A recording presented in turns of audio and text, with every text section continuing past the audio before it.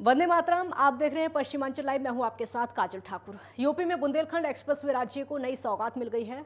बुंदेलखंड का एक बड़ा सपना पूरा होने जा रहा है। प्रधानमंत्री नरेंद्र मोदी शनिवार को बुंदेलखंड एक्सप्रेसवे का उद्घाटन करने जा रहे हैं। बुंदेलखंड एक्सप्रेसवे के जरिए बुंदेलखंड सीधे दिल्ली से जुड़ जाएगा। बुंदेलखंड एक्सप्रेस चित्रकूट, बांदा, हमीरपुर जैसे जालौन जिलों में गुजरेगा और यहां के विकास को पंख देने का काम करेगा।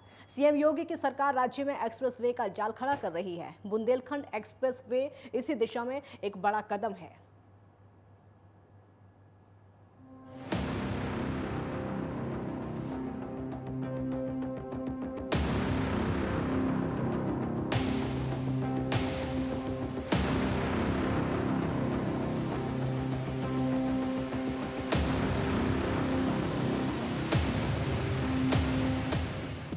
कहते हैं सड़कें विकास लाती हैं और लोगों के जीवन को बदलती हैं। पीएम नरेंद्र मोदी जिस बुंदेलखंड एक्सप्रेसवे को जनता को समर्पित करने जा रहे हैं, वो निश्चित इस क्षेत्र के विकास उत्थान में सहायक होने वाली है। इस क्षेत्र में लोगों के जीवन को समृद्ध करने वाली है। वैसे तो 296 किलोमीटर लंबी बुंदेलखंड एक्सप्रेस को चित्रकूट, बांदा, हमीरपुर, जालौन जैसे जिलों में लोगों की आवाजाही की सुविधा ये बढ़ाएगा, लेकिन इसके दूसरे बहुत से आयाम भी हैं। इसके जरिए बुंदेलखंड न केवल देश की राजधानी से सीधा जुड़ने जा रहा है, बल्कि इसके माध्यम से आसपास के गांव के विकास की प्रक्रिया तेज होगी। बुंदेलखंड दशकों से पानी की समस्या से जूझता रहा है, साथ ही साथ विकास की भी उसे दरकार रही है। ऐसे में सावन के शुरू में बुंदेलखंड एक्सप्रेस हाईवे की सौगात खुशनुमा मौसम की तरह है। बुंदेलखंड के विकास की धुरी बनने जा रही है बुंदेलखंड एक्सप्रेसवे। आदरणीय प्रधानमंत्री जी ने फरवरी 2020 में इस एक्सप्रेसवे का आधारशिला रखी थी।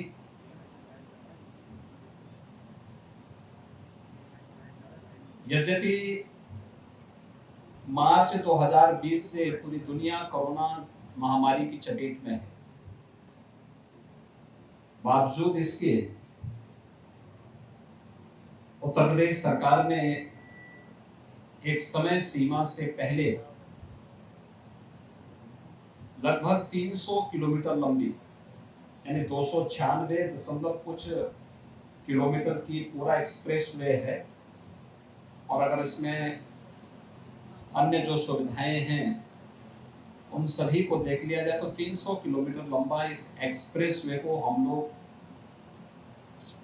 14 जुलाई तक कंप्लीट कर रहे हैं। यानी यह कंप्लीट हो गया है। थोड़े बहुत जो मरम्मत आदि के कार्यक्रम हैं इस वर्तमान में चल रहे हैं। 16 जुलाई को आदरणीय प्रधानमंत्री जी जालौन में इसका लोकार्पण करेंगे, यानी इस एक्सप्रेसवे को राष्ट्र के लिए समर्पित करेंगे। यूपी में सीएम योगी आदित्यनाथ ने केंद्र का सहयोग लेकर डबल इंजन सरकार के कामों में एक्सप्रेसवे को प्राथमिकता दे रखी है। सीएम योगी ने अपने शासन में सड़कों के विकास पर सबसे ज्यादा ध्यान दिया है। इसी का नतीजा है कि राज्य बहुत जल्दी 13 एक्सप्रेसवे के साथ देश का पहला राज्य बन जाएगा। राज्य में जिन 7 एक्सप्रेसवे पर तेजी से काम हो रहा है, उसमें एक बुंदेलखंड एक्सप्रेसवे जनता को समर्पित हो रहा है। गौरतलब है कि 2020 में पीएम मोदी ने बुंदेलखंड एक्सप्रेसवे की आधारशिला रखी थी। अब केवल 28 महीने की अवधि में जालौन जिले के कैथेरी गांव से पीएम मोदी के हाथों से ये जनता को समर्पित हो रहा है। बुंदेलखंड एक्सप्रेसवे के बनने में 14,850 करोड़ रुपए की लागत आई है। निश्चित तौर पर यह एक्सप्रेस हाईवे बुंदेलखंड की भाग्य रेखा बनने जा रहा है। बुंदेलखंड एक्सप्रेसवे बनने से यूपी के खासकर 7 जिलों चित्रकूट, बांदा, महोबा, हमीरपुर, जालौन, औरैया, इटावा को आवाजाही की सुविधा मिलेगी। बुंदेलखंड एक्सप्रेसवे 4 लेन का है। इस एक्सप्रेसवे पर 250 से ज्यादा छोटे पुल लगाए गए हैं, जबकि 15 बड़े फ्लाईओवर हैं। एक्सप्रेसवे में 6 टोल प्लाजा, 12 से ज्यादा बड़े पुल बनाए गए हैं। बुंदेलखंड एक्सप्रेसवे चित्रकूट के भरतकूप से शुरू होकर इटावा होते हुए कुदरौल के पास आगरा लखनऊ एक्सप्रेसवे में मिलेगा। यहीं से आगे यमुना एक्सप्रेसवे के रास्ते दिल्ली से जुड़ेगा। दरअसल बुंदेलखंड के जीवन और संस्कृति के विकास उत्थान की सोच के साथ कई पहलुओं पर सोचा गया था। केंद्र सरकार ने शुरू में राज्य में औद्योगिक रक्षा गलियारे के तहत जिन 6 क्लस्टर्स की पहचान करते हुए गलियारा स्थापित किया था, उसमें लखनऊ, झांसी, चित्रकूट, आगरा, अलीगढ़, कानपुर शहर शामिल थे। इन गलियारों के लिए भी बुंदेलखंड एक्सप्रेसवे की अहमियत होगी। बुंदेलखंड के 200 गांव के लोग महसूस कर रहे हैं कि बुंदेलखंड एक्सप्रेसवे से उनके लिए प्रगति के नए द्वार खुल रहे हैं।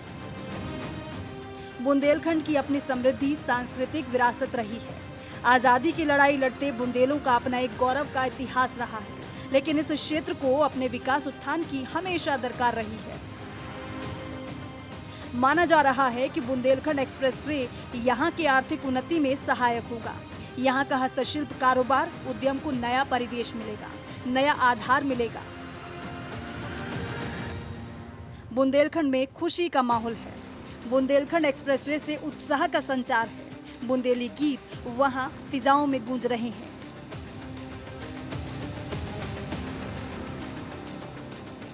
Desk report, network 10।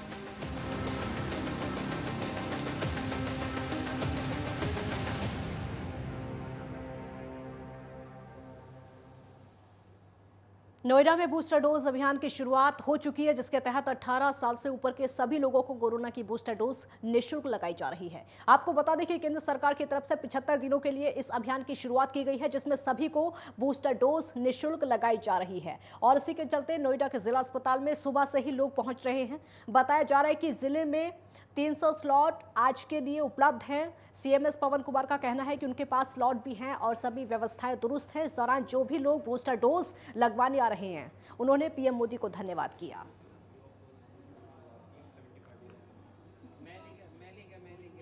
हम लोगों ने जो है बूस्टर डोज के लिए समस्त तैयारियां कर ली हैं। हमारी पूरी तैयारी ऑलरेडी हमारे यहाँ इस सेंटर में वैक्सीनेशन हो रहा था, तो कुछ थोड़ी सा हम लोगों ने पूरी तैयारियां कर ली हैं और हम लोग समस्त लोगों को बूस्टर डोज लगाने के लिए तैयार हैं और किसी भी तरह की भीड़ इकट्ठित नहीं होने देंगे। ये हमारा भरसक प्रयास रहेगा। तो स्लॉट की बात करें तो कितने लोग यहाँ पे वैक्सीन? ये अभी हमारे 150 रजिस्टर्ड हैं और प्रिकॉशन के तौर पर 150 जो है स्लॉट खाली हैं। सर, पहले से जो वैक्सीनेशन चल रहा था फर्स्ट और सेकंड डोज के लिए, क्या वो एज इट इज़ वैसे ही चलता रहेगा? हाँ, ये अब देखिए कब तक चलता है। हम लोग पूरी तरीके से जिस तरह से पहले वैक्सीनेशन चल रहा था उसी तरीके से वैक्सीनेशन कराएंगे। उत्तर प्रदेश के गौतम बुद्ध नगर में पुलिस कमिश्नरेट सिस्टम लागू होने के बाद महिलाओं की सुरक्षा के लिए खास इंतजाम किए गए हैं। इसमें खास तरह का क्लिनिक भी शामिल है, जिसको फैमिली डिस्प्यूट रेगुलेशन क्लिनिक कहा जा रहा है। और उसके साथ साथ आज नोएडा पुलिस कमिश्नर में 2 वर्षीय स्थापना दिवस का आयोजन भी किया गया, जिसमें कि नोएडा के कमिश्नर आलोक सिंह और शारदा यूनिवर्सिटी के चांसलर समेत कई आला अधिकारी मौजूद रहे। इस सेंटर पर पारिवारिक विवाद, घरेलू हिंसा के बढ़ते प्रकरण के दृष्टिगत घरेलू विवाद, घरेलू हिंसा, लिव इन रिलेशनशिप और उसके अलावा विवादों में मध्यस्थता से सुलझाने के लिए रेफर किया जाता है। गौतम बुद्ध नगर के पुलिस आयुक्त आलोक सिंह का कहना है कि परिवार समाज का सबसे बड़ा हिस्सा है और अच्छे समाज के लिए स्वस्थ परिवार की बहुत ज़्यादा ज़रूरत है। छोटी छोटी गलतफहमियां परिवार को बिखेर देती हैं, पति पत्नी के बीच कम्युनिकेशन गैप कर देती हैं। हमारा जो संस्थान है रिश्तों को कायम कर रहा है, उन्हें टूटने से बचा रहा है। देखिए, जुलाई 2020 में गौतम बुद्ध नगर पुलिस और शारदा यूनिवर्सिटी के जॉइंट इनिशिएटिव से ये फैमिली डिस्प्यूट रेजोल्यूशन क्लिनिक यहाँ नॉलेज पार्क थाना में शुरू किया गया था। इसमें जो भी मैरिटल डिस्प्यूट्स वाले केसेस पुलिस के पास आते हैं और उसमें हमें दिखता है कि काउंसलिंग से हो सकता है ये केसेस सॉल्व हो जाएं और जो इतनी लंबी एक कानूनी कार्यवाही की प्रक्रिया होती है उससे इस कपल को ना गुजरना पड़े। मेरठ जिला प्रशासन की अनूठी पहल है जिसमें कांवड़ियों की समस्याएं सुनी जाएंगी और उनकी समस्याओं का चुटकियों में समाधान निकाला जाएगा। इसके लिए मेरठ कलेक्ट्रेट बचत भवन में हाईटेक कंट्रोल रूम की स्थापना की गई है, जिसमें अफसर 8-8 घंटे की 3 शिफ्ट में कांवड़ियों की समस्याएं सुनेंगे और उन समस्याओं का चुटकियों में समाधान निकाला जाएगा। इसके लिए 10 फोन लगाए गए हैं, जिसको BSNL PRI लाइन से कनेक्ट किया गया है। ACS होम अवनीश अवस्थी और DGP DS चौहान ने हाईटेक कंट्रोल रूम की सराहना की है। और आपको बता दें कि कांवड़ यात्रा में शामिल होने वाले कांवड़ियों की हर समस्या का समाधान मेरठ जिला प्रशासन अब लगातार करता रहेगा।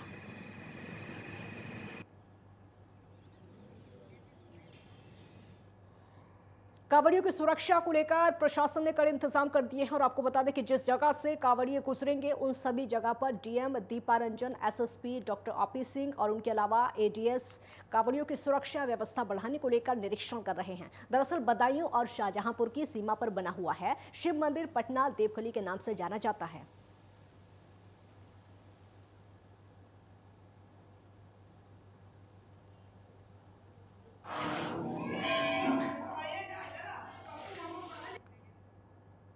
अब खबर सहारनपुर से है, जहां कांवड़ियों ने योगी आदित्यनाथ का धन्यवाद किया है। आपको बता दें कि सहारनपुर प्रशासन ने कांवड़ियों की सुरक्षा के लिए पूरे इंतजाम किए हैं और उसी के साथ कांवड़ियों के लिए जगह जगह शिविर लगाए जा रहे हैं। वहीं कांवड़ियों के उपचार के लिए निःशुल्क चिकित्सा केंद्र भी लगाए गए हैं और इसी बार हरियाणा, पंजाब, राजस्थान, हिमाचल प्रदेश समेत अन्य प्रदेशों के कांवड़िए जल लेकर जा रहे हैं। हम 2010 से कावड़ ले जा रहे हैं यहाँ से, और 2 साल कोरोना काल जो चला तो उसमें हम नहीं आ पाए, और उसके बाद की जो ये कावड़ है इसमें बहुत ही आनंद महसूस कर रहे हैं। भगवान भी साथ दे रहा है, जगह जगह हमसे स्नान भी करा रहा है, ना हमें ज़्यादा गर्मी लग रही है, और सरकार ने भी हमारे लिए काफ़ी अच्छी व्यवस्था की है। हम योगी जी का बहुत बहुत धन्यवाद करते हैं, और हर तरह से मतलब हमारी जो सुरक्षा के लिए पुलिस भी सतर्क है, हमें बहुत खुशी होती है। एक ब्रेक के लिए यहाँ पर रुकेंगे, जल्द लौटेंगे।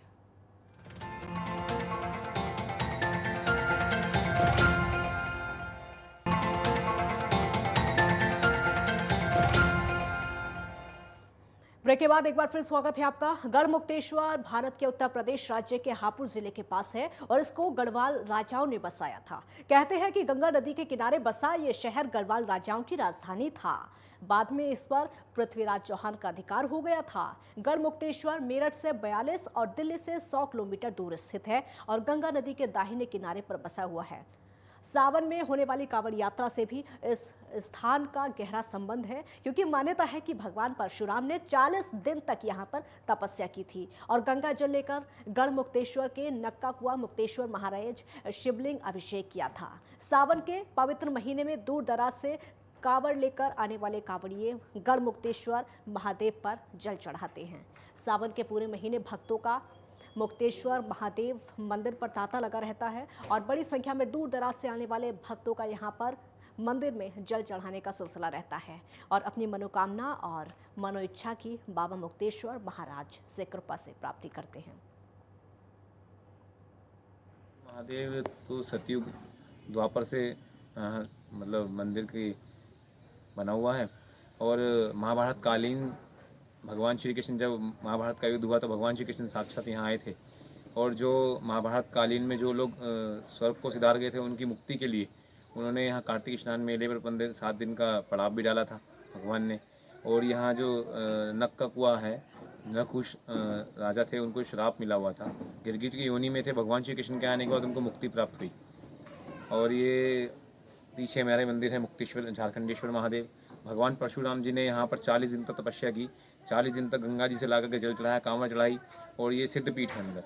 मुक्तेश्वर महादेव, ये जब गणों को मुक्ति हो गई तब इस शहर का नाम गढ़मुक्तेश्वर रखा गया। इसमें राजा नहुष गिरगिट की योनि में रहे थे, तो जब गणों को मुक्ति हो गई तो उन्हें भी मुक्ति हो गई। राजा नहुष 101 गऊ प्रतिदिन दान करते थे। 1 गऊ 2 बार दान होने से ब्राह्मण के श्राप से उन्हें गिरगिट की योनि मिली, और वो राजा नहुष थे जिन्हें गिरगिट की योनि मिली। तो जब गणों को मुक्ति हो गई तो उन्हीं के साथ राजा नहुष को भी मुक्ति हो गई। आप पहुँचे हैं गंगा मंदिर पर, और मैं बताना चाहूँगा 84 सीढ़ियाँ हैं गंगा मंदिर पर, और बताया ये भी जाता है हजारों वर्ष पुराना मंदिर है, ये प्राचीन मंदिर है गंगा मंदिर जो है। और कई वर्ष पहले यहाँ से, कई 100 वर्ष पहले यहाँ जो गंगा है वो सीढ़ियों से लगकर चलती थी, मगर अब कहीं ना कहीं जो गंगा का अंतराल है, लगभग जो गंगा है वो कम से कम 5 किलो से 6 किलोमीटर दूरी पर अब गंगा यहाँ से बहती है, जो ब्रजघाट के लिए सीधा यहाँ से होकर गुजरती है। वही बता दें, मान्यता ये भी है कि जब इन सीढ़ियों पर जो है भक्त आते हैं और दर्शन करने के लिए ऊपर चढ़ते हैं, तो जब इन पर पैर रखे जाते हैं तो ठक ठक ठक की आवाज़ जो आती है, जैसे जल की आवाज़ आ रही है। तो कहीं ना कहीं माता गंगा का जो चमत्कार है सीधा सीधा सीढ़ियों पर देखने को मिलता है। और वहीं बता दें, काफ़ी समय पहले यहाँ रिसर्च भी किया गया था सीढ़ियों पर कि आखिर ये जो आवाज़ है कैसे आती है। तो कहीं ना कहीं माता रानी का जो चमत्कार है वो सीधा सीधा यहाँ पर देखने को मिलता है। कैमरा पर्सन सोनू के साथ राजकुमार शर्मा, नेटवर्क 10 हापुड़।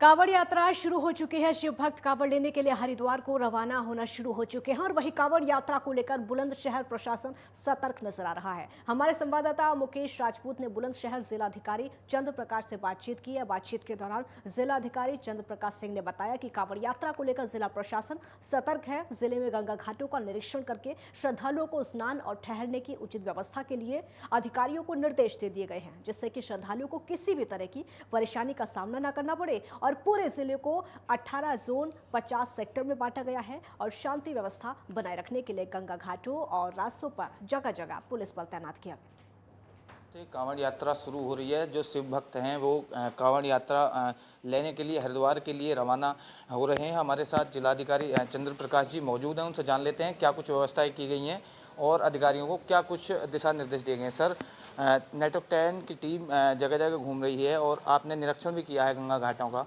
तो कैसी व्यवस्थाएं हैं और क्या कुछ दिशा निर्देश दिए गए हैं अधिकारियों को? आपको पता है हमारे यहाँ लगभग 65 किलोमीटर की सीमा में गंगा जी बहती हैं। हमारे यहाँ 6 घाट हैं जहाँ से जो शिव भक्त हैं वो जल लेकर के जाएंगे। हमारे यहाँ जो 10 प्रमुख मंदिर हैं उनमें जलाभिषेक होगा। पूरे जनपद को 18 जोन और 50 सेक्टर्स में बांटा गया है। अन्य विभागों की भी ड्यूटी लगाई गई है। और जो अभी आप जान रहे हैं 26 तारीख को महाशिवरात्रि है और हरिद्वार से लोग जल लेकर के आते हैं, गढ़गंगा से जल लेकर के आते हैं, विभिन्न शिव मंदिरों में जलाभिषेक करते हैं। उनको किसी प्रकार की कोई असुविधा ना हो, सारे जितने भी हमारे भक्तगण हैं उनको अच्छे से अच्छी सुविधा दी जाए, ये प्रशासन प्रयास कर रहा है। और अभी आज से ही सावन शुरू हुआ है। हम लोग का पूरा प्रयास रहेगा कि हमारे किसी भी शिव भक्त को किसी प्रकार की असुविधा ना हो। सर, आपने निरीक्षण किया है गंगा घाटों का, क्या कुछ खामियां वहाँ पर नजर आई सर? नहीं, खामियां नहीं होती हैं, तैयारी करानी होती है। जैसे पानी समय बढ़ा हुआ है, कोई अंदर नदी में ना जाए, रस्सी बंधवाई गई है, वहाँ खतरे के निशान लगवाए गए हैं, वहाँ गोताखोर लगाए गए हैं, CCTV लगाया गया है, पब्लिक एड्रेस सिस्टम लगाया गया है। इसके अलावा डस्टबिन्स रखे गए हैं, साफ़ सफाई रहे। इस बार का हम लोग पूरा प्रयास कर रहे हैं कि जो कांवड़ यात्रा हो, नो पॉलीथीन जोन की हो, कोई प्लास्टिक यूज ना करे। तो करीब 27 अस्पताल चिन्हित किए गए हैं कि कोई इमरजेंसी की स्थिति हो तो वहाँ उनको हम ले जाएं और कोई अनसोशल एलिमेंट किसी प्रकार की शरारत ना कर पाए, कोई शांति व्यवस्था बाधित ना कर पाए, ये सारी व्यवस्था की जा रही है। सर, जो शांति व्यवस्था की जिलाधिकारी चंद्र प्रकाश जी दावा कर रहे हैं कि लगातार वो शांति व्यवस्थाएं और पूर्ण रूप से कांवड़ यात्रा को सफल बनाने के लिए लगातार वो प्रयास कर रहे हैं, निरीक्षण कर रहे हैं। उन्होंने साफ दावा किया है कि कांवड़ यात्रा को सफल और शांतिपूर्वक कराया जाएगा। कैमरा पर्सन विकास के साथ मुकेश राजपूत, नेटवर्क 10, बुलंदशहर। राष्ट्रीय राजमार्ग के लिए अधिग्रहण की जा रही जमीन पर घोटालेबाजों की नजर पड़ गई है और राष्ट्रीय राजमार्ग विभाग से वसूले जा रहे मुआवजे में 45 करोड़ से अधिक का घोटाला है।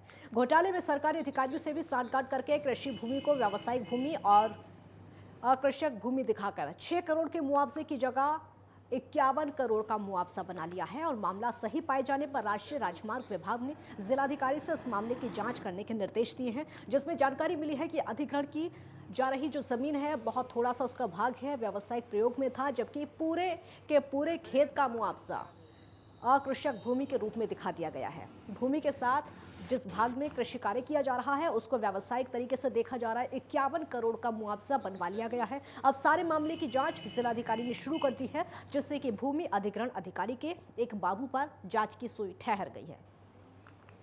काम कर रहे थे और अपने आप को जो LAC बताते थे, जबकि वो सर्वे अमीन थे, वो भी अस्थायी थे जिसका नवीनीकरण नहीं हुआ था। तो वो भी एक बहुत बड़ी जांच का विषय है। तो इस प्रकरण में पूरी उनकी भूमिका के लिए भी एक व्यापक जांच टीम को ये दायित्व सौंपा जा रहा है और उनके जो कार्यकाल में कितने इस प्रकार के उन्होंने जो लैंड एक्विजिशन के मैटर हैं जिसमें अकृषक जो मुआवजे दिए गए हैं, तो उसको भी एक बार खंगाला जाएगा। कहीं पे अगर गलत तरीके से कोई मुआवजा सेटल किया गया होगा तो उस पर भी हम लोग कार्रवाई करेंगे। नोएडा में पुलिस और बदमाशों के बीच में मुठभेड़ हो गई और आपको बता दें कि लूट की घटनाओं और अवैध हथियारों की तस्करी करने वाले बदमाशों से पुलिस की यह मुठभेड़ हुई। इस मुठभेड़ के दौरान बदमाश को गोली लग गई। वहीं घायल बदमाश को जिला अस्पताल में भर्ती कराया गया। मौके से पुलिस ने चोरी की गई बाइक, अवैध तमंचा और कारतूस बरामद किए। यह मुठभेड़ नोएडा के थाना 58 क्षेत्र के सेक्टर 62 के पास हुई थी। देखिए, एक शातिर लुटेरा के मूवमेंट की सूचना थी यहाँ पे एसीपी सेकंड और सेक्टर 58 के इंस्पेक्टर को।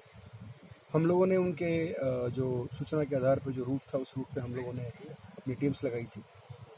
जो बाइक थी उस बाइक के हुलिया के बारे में जानकारी थी और इस अपराधी के बारे में भी जानकारी थी। उस पर हम लोगों ने इंटरसेप्ट किया। जब ये अपने आप को घिरा दिखा तो ये जो डी पार्क का एरिया है यहाँ पे इसने हमारी टीम पर अटैक किया। जवाबी कार्रवाई में घायल हुआ, इसको तत्काल हम लोगों ने यहाँ से हॉस्पिटल शिफ्ट किया है। पूछताछ में इसका नाम उमर दराज पता चला है और ये हापुड़ का रहने वाला है। नोएडा में एक आरोपी प्रेमी को पुलिस मुठभेड़ में गोली लग गई है और वो घायल हो गया है, जिसके बाद पुलिस ने उसको पकड़ लिया। बताया जा रहा है कि आरोपी ने प्रेमिका पर एसिड अटैक किया था और घटना को महज 16 घंटे हुए थे कि पुलिस ने मामले का खुलासा कर दिया। फिलहाल युवती सफदरजंग अस्पताल में जिंदगी और मौत से लड़ रही है।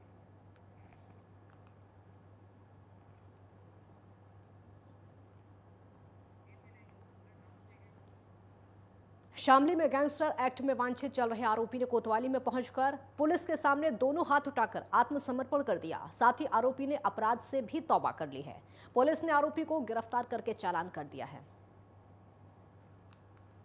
देखिए, थाना क्षेत्र कैराना में एक चोरी और धोखाधड़ी संबंधित मुकदमे को लेकर 2021 में एक गैंगस्टर का अभियोग पंजीकृत हुआ था, जिसमें आरिफ पुत्र किताबू निवासी थाना कैराना ये वांछित चल रहा था। वांछितों और वॉलंटियरों की गिरफ्तारी के संबंध में जो अभियान चलाया जा रहा है, उसी के क्रम में जो है इसने थाना कैराना में आत्मसमर्पण किया है और आवश्यक विधिक कार्रवाई की जा रही है। सर, कितने मुकदमे दर्ज हैं, कब से फरार चल रहा है? वर्ष 2021 में ये गैंगस्टर का अभियोग पंजीकृत किया गया था और इस व्यक्ति के विरुद्ध चोरी और धोखाधड़ी संबंधित जो है अभियोग पंजीकृत है। पश्चिमांचल लाइव में फिलहाल इतना ही। आप देखते रहिए नेटवर्क 10। जय हिंद।